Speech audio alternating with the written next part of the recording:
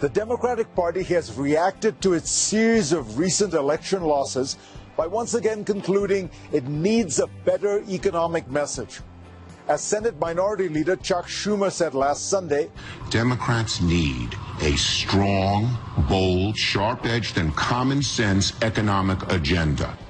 The only disagreement within the party is about how sharp-edged and left-wing that message should be.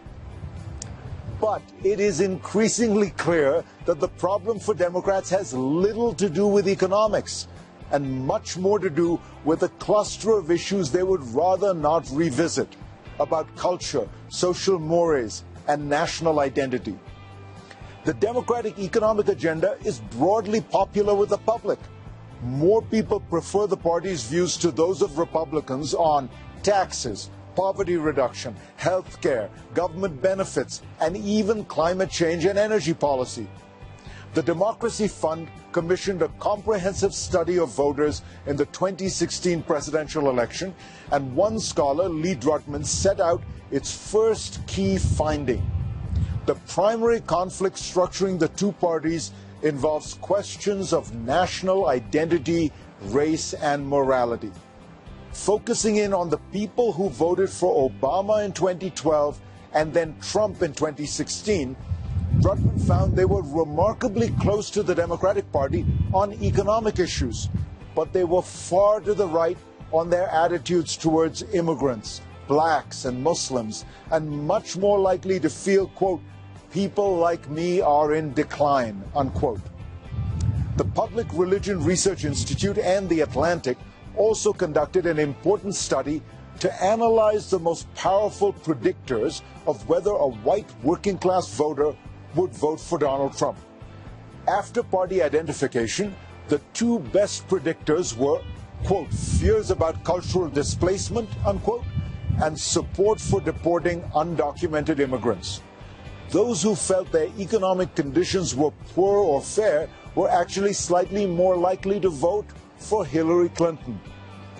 It's worth considering how much the Democratic Party has changed over the last 25 years on cultural issues. Bill Clinton's party was careful to come across as moderate on many social issues like immigration and gay rights. The Democrats eventually moved boldly leftward in some of these areas, like gay rights, out of an admirable sense of principle. On others, like immigration, they did so largely to court a growing segment of Democratic voters. But in a broader cultural sense, the Democratic Party moved left because it became a party dominated by urban, college-educated professionals. The party's defense of minorities and celebration of diversity are genuine and genuinely praiseworthy. But they have created great distance between itself and a broad swath of Middle America. This is a cultural gulf, and it can't be bridged by advocating smarter policies on tax credits, retraining, and early childhood education. The Democrats need to talk about America's national identity in a way that stresses the common elements that bind, not the particular ones that divide. For example, the party should take a position on immigration that is less absolutist and recognizes both the cultural and economic costs of large-scale immigration. The more I study the subject, the more I'm convinced that people cast their vote mostly based on an emotional bond with a candidate, a sense that they get each other. Democrats have to recognize this.